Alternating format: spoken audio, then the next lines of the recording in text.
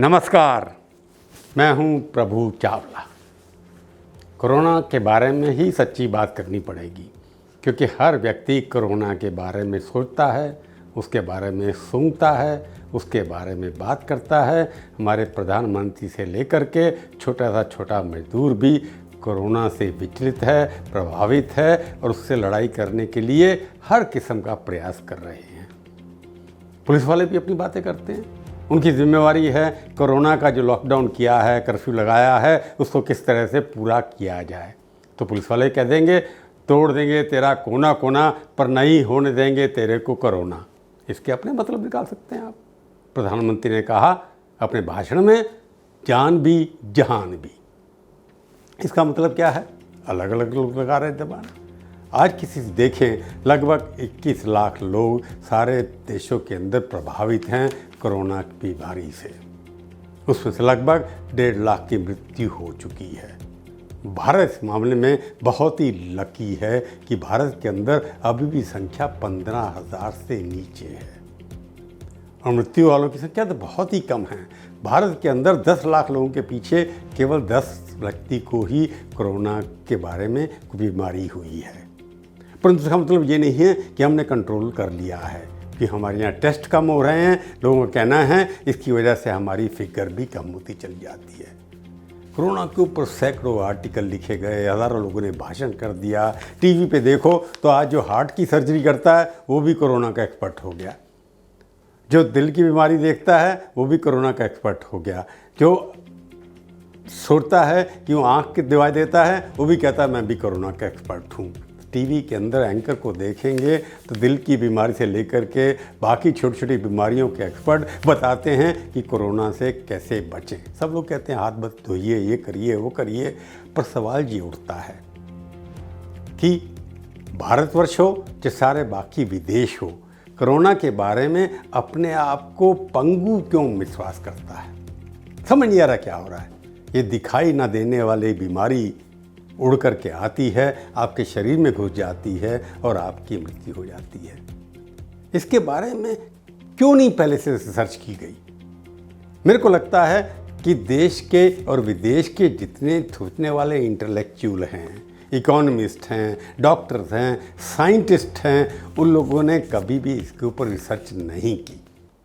अगर मानवता को सबसे ज़्यादा धोखा दिया है तो इन पढ़े लिखे लोगों ने ही दिया है। आप चांद के ऊपर आदमी भेज सकते हैं, आप हज़ारों सैटेलाइट आसमान में छोड़ सकते हैं, जिससे आप जासूसी भी कर रहे हैं, जिससे आप टेलीविज़न चैनल भी चला रहे हैं, इसके आप लड़ाई करने के तरीके भी सोच रहे हैं। परंतु ऐसा कोई वायरस आएगा, इसके बारे में हमारे साइंटिस्ट ने क्यों नहीं रिसर्च की? हमारे अर्थशास्त्रियों ने इस बारे में क्यों नहीं सोचा कि अगर इस तरह का कोई वायरस होगा, बीमारी होगी, एपिडेमिक होगा, महामारी होगी, तो उसको निपटने के लिए कौन से आर्थिक उपाय करने पड़ेंगे? भारत के बारे में देखें कि आ गई बीमारी। हमारे यहाँ तो काफ़ी बीमारियाँ आती हैं, क्योंकि हमारे लोग वैसे भी पोल्यूटेड एनवायरनमेंट में रहते हैं, गंदा पानी पीते हैं, गंदी सब्जियाँ मिलती हैं, परंतु हमारे यहाँ टीके भी बचपन लग जाते हैं, जिसकी वजह से हमारी इम्यूनिटी जो है वो काफ़ी हाई है। उसके बावजूद भी 2.5 करोड़ लोग जो अपने अपने गांव छोड़ कर के शहरों में रोटी के चक्कर में आए थे, उनको कह दिया गया कि आप वहीं रहिए जहां भी हैं। तो बेचारे जो एक खोली के अंदर 10-10 लोग रहते हैं, झुग्गी झोपड़ी में रहते हैं, उनको वहीं छोड़ दिया गया 10 लोगों के एक ही कमरे के छोटी के अंदर, तो बीमार तो होंगे। तो क्या सोचा था कि हमारे देश के अंदर ऐसी स्थिति है जब आप लॉकडाउन करेंगे या कर्फ्यू लगाएंगे तो सड़कों पे रहने वाले लोग, झुग्गी झोपड़ी में रहने वाले लोग, बड़ी बड़ी मालाओं बिल्डिंग में रहने वाले लोग, काम करते हैं डेली वेजेस के, उनको आप इस बीमारी से कैसे बचाएंगे? एक तो शारीरिक बीमारी, दूसरी आर्थिक बीमारी से कैसे बचाएंगे? इसके बारे में सोचा नहीं। सडनली ये कहा कि आप वहीं रह जाइए। उसके बाद सारी संस्थाएं, समाज सेवी संस्थाएं इकट्ठी हो गई कि हम खाने के पैकेट बांट देंगे। खाने के पैकेट इतने, अगर संख्या गिनी जाए, अखबारों में जो छपती है, जो सोशल मीडिया पे आती है, ऐसा लगता है भारत के अंदर खाने के पैकेट ज़्यादा हैं, जनता कम है। कि हर एक लोग अपना ट्विटर पे फ़ोटो डाल देता है और हर सरकार घोषित कर दे कि हमने 500 रुपये दे दिए, हमने 1000 रुपये दे दिए, किसी ने दान में दे दिए, प्रधानमंत्री के कोष के अंदर हज़ारों करोड़ रुपये इकट्ठे हो गए। अच्छी बात है। परंतु परमानेंट सोल्यूशन जो है इस तरह की बीमारी का जो आ सकती है, इसके ऊपर क्यों नहीं विचार किया गया? क्यों नहीं अर्थशास्त्रियों ने ये फैसला किया कि पैसा देने से अमर्त्य सेन हैं, बाकी जितने नोबेल लॉरेट हैं, वो आकर के इंग्लैंड में रहते हैं और भाषण देते हैं कि हमारे जो गोदाम जो हैं उसके अंदर जो खाद्यान्न पड़ा है 5 करोड़ टन के खिलाफ, उसको बांट दो। उसमें आधा तो ख़राब हो गया कि सरकारियों के पास हैं, क्या खाना बांटने से बाकी चीज़ें भी उनकी हल हो जाएंगी? हर मजदूर को, हर आदमी को खाने के साथ नमक चाहिए, सब्जी चाहिए, दवाई चाहिए, घर का किराया देना है, वो कहाँ से आएगा? क्या भारत के अंदर मेक इन इंडिया का जो प्रोग्राम चला था कि भारत के हिसाब से प्रधानमंत्री का जान है जहान भी है, तो जान बचाने के लिए तो अपने आप हमारे भारत के लोग अपने आप को संभाल लेते हैं। अपनी बीमारियां कैसे ठीक करनी है वो अपने टोटके निकाल लेते हैं। कोई हल्दी का पानी पी लेगा, कोई तुलसी का पानी पी लेगा, इसकी वजह से हमारी इम्यूनिटी ज़्यादा है। तो प्रधानमंत्री ने घोषणा कर दी कि एक दूसरे से मिलेंगे नहीं, सोशल डिस्टेंसिंग होगी, उसकी वजह से इसका प्रचार कम होगा। हो भी रहा है, बहुत कम हुआ है, धीरे धीरे कम होता चला जा रहा है। परंतु सवाल ये है, जान तो बच गई, इसमें से जो लोग बेकार हो जाएंगे, इसकी वजह से जो फैक्ट्रियाँ बंद हो गई, क्या उसके बाद जहान उनके लिए कैसा होगा? क्या उनको वापस नौकरियां मिलेंगी? या जो फैक्ट्री वाले हैं, जो ओनर हैं, जिनके सब धंधा बंद हो गया है, वो क्या दोबारा से इन मजदूरों को रख पाएंगे कि नहीं रख पाएंगे? उनको तनख्वाह देंगे कि नहीं देंगे? उनके लिए बाकी अर्थव्यवस्था भारत की जो है, जो 6% 5% पे चल रही थी, लोगों का कहना है कि 2% पे आ जाएगी, उसकी वजह से क्या जो मकान बन रहे थे, जो फैक्ट्रियाँ चल रही थी, वो दोबारा से शुरू होंगी? कोरोना की बीमारी तो समाप्त हो जाएगी। तो अर्थव्यवस्था को जो एक घूण लग गया है, जो एक बीमारी लग गई है, उस बीमारी से बचने के लिए क्या उपाय किए जाएंगे?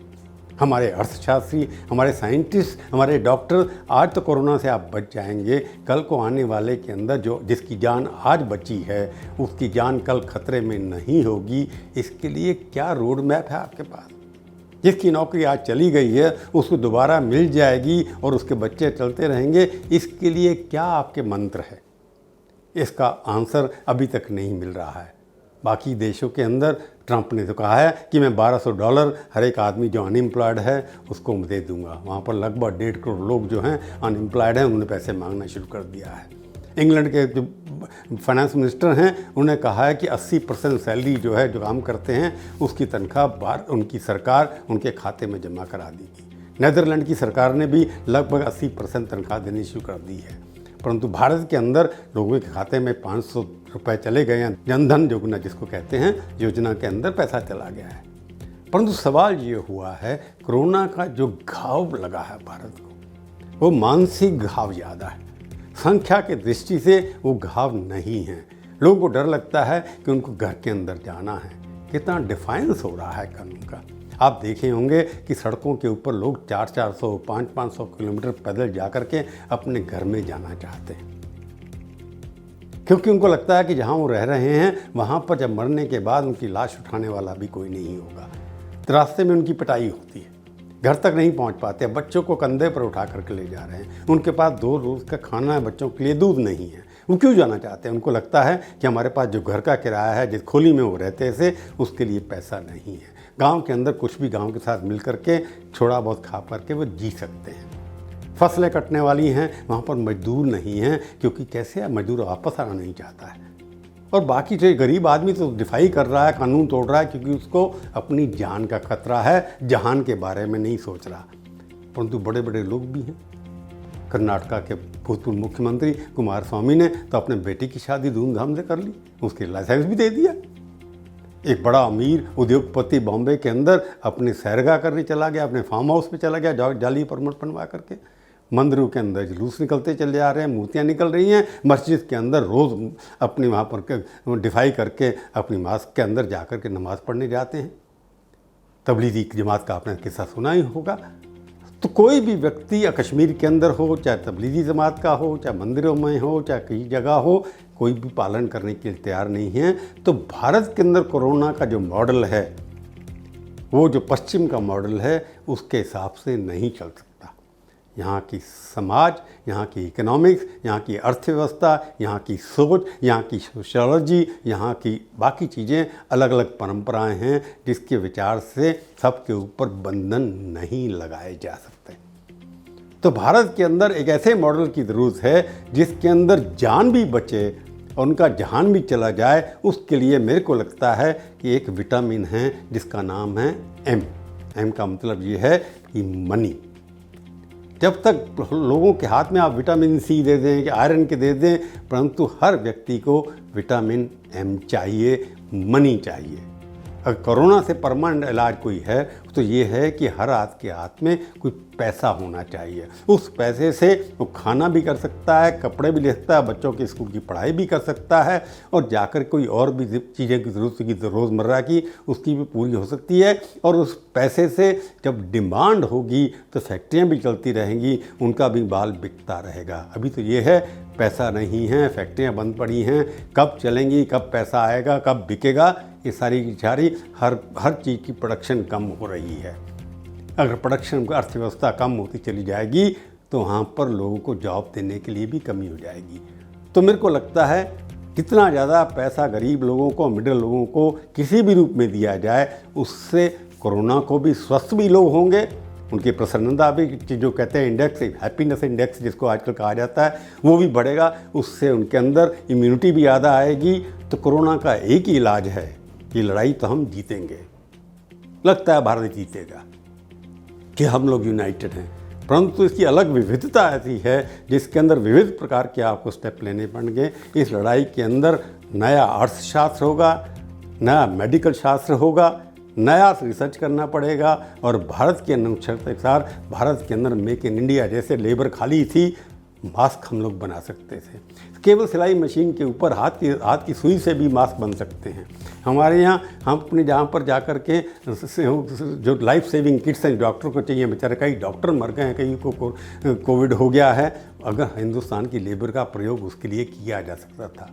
हमारे उद्योगपतियों ने इसके ऊपर पैसा नहीं लगाया क्योंकि इस तरह की आपदा आएगी, उसके लिए हमारा सिस्टम तैयार होना चाहिए। मास्क मिलियंस लाखों में बनने चाहिए, मशीनरी बननी चाहिए, वेंटिलेटर बनने चाहिए। इंडिया के अंदर ताकत है। आज प्रधानमंत्री का फॉर्मूला जो है ये है कि मेक इन इंडिया को अगर रिवाइव करेंगे, उससे मेक इन इंडिया से बाकी सारे विश्व के लोगों की ज़रूरतें भी पूरी होंगी, क्योंकि हम ही यही कर सकते हैं। तो जान भी बचाइए और आप जहान भी दीजिए। कोरोना का यही एक इलाज है। हुई ना सच्ची बात।